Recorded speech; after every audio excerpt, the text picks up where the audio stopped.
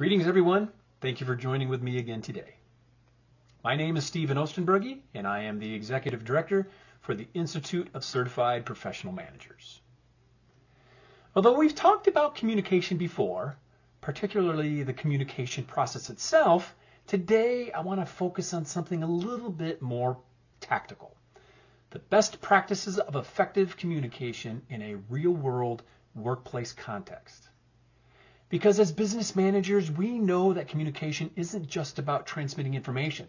It's about making connections, driving alignment, and fostering trust. Yes, understanding the sender, the message, the channel, and receiver is important. But knowing how to communicate well is everyday leadership moments is what truly sets strong managers apart. So today, let's talk about the most effective ways to communicate with your employees, and how earning your ICPM certification shows the world that you know exactly how to do it right. So, number one, listen first. Great communication starts with listening. Managers often feel they need to have all the answers, but employees often just want to be heard. Practice active listening, maintain eye contact, ask clarifying questions, and most importantly, listen to understand, not just to respond. When your team feels heard, they feel valued, and that builds morale, trust, and performance. Number two, be clear, not clever. Your employees aren't looking for perfect speeches. They want clarity. Say what you mean. Be direct. Avoid jargon or corporate speak, whether it's giving directions, setting expectations, or offering feedback. All of that beats cleverness every time. Simplify your message and make it stick. Don't beat around the bush. Number three, adapt your style. Not everyone communicates the same way. Some employees prefer direct feedback. Others prefer a gentler approach. Some want details, others want the big picture. Strong managers adapt. They learn how their people prefer to receive information, and they adjust their message accordingly. What kind of emotional intelligence takes practice? That kind of emotional intelligence. But it pays off in engagement, trust, and results. Number four, communicate consistently. Communication should be a rhythm, not a reaction.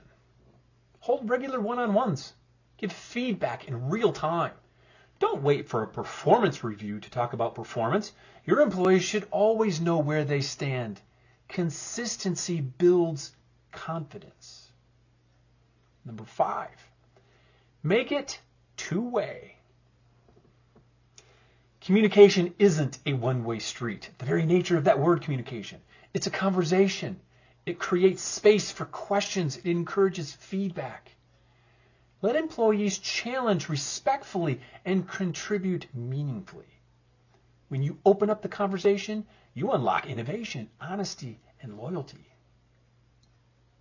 Number six, use the right channel.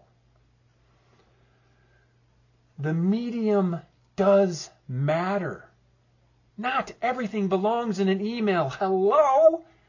Some conversations require a face-to-face time or at least a video call. Team announcements, quick updates, performance discussions all have different tones and settings. Choose wisely. The more intentional you are with how you communicate, the more your team will respect and respond to your message. So let me give you a practical scenario here. Let's see if we can tie all of these best practices together. Imagine you're a manager overseeing a production development team. You've just found out that a major feature won't be ready in time for the next release. You could send out a quick email saying, feature delayed, move the timeline back. That's it. But that message is very vague. It's demoralizing, actually, and it doesn't create clarity, or trust. Instead, perhaps you call a brief video meeting. In that meeting, you can say, I want to address the timeline for the new feature. Based on updated testing feedback, we need an extra 2 weeks to ensure quality. I know many of you worked hard to hit the original target, and this delay isn't ideal, but here's why it matters. We don't want to launch something that creates customer frustrations. You could then go on to explain next steps, answer questions, and invite the team members to actually share any concerns or risks that they may see moving forward. You could even follow up later that day with a clear written summary of the new plan and offer one-on-one check-ins for anyone who needs more clarity or support. In this example, you listened to your engineers' concerns, delivered a clear and respectful message. You adapted your communication to the seriousness of the issue. You chose a video call instead of an impersonal email. We get too many emails now anyways. And created space for a two-way dialogue, otherwise known as communication. That's real-world communication leadership. So where does ICPM certifications come into all of this? Well, the Institute of Certified Professional Managers doesn't just test for knowledge. It validates your ability to apply real-world communication practices that managers use every single day. When you earn your certification from ICPM, you're telling your organization that you don't just understand communication, you practice it as well. You know how to build relationships. You know how to resolve misunderstandings, and you can deliver hard messages with professionalism and empathy. ICPM certified managers are trained to lead people through language, to align teams, manage conflict, and create clarity in times of complexity. In today's workplace, where communication breakdowns are often the root of disengagement, missed deadlines, and high turnover, having this certification that says, I can do this and do it well, sets you apart. It shows you're not just technically capable, you're professionally credible.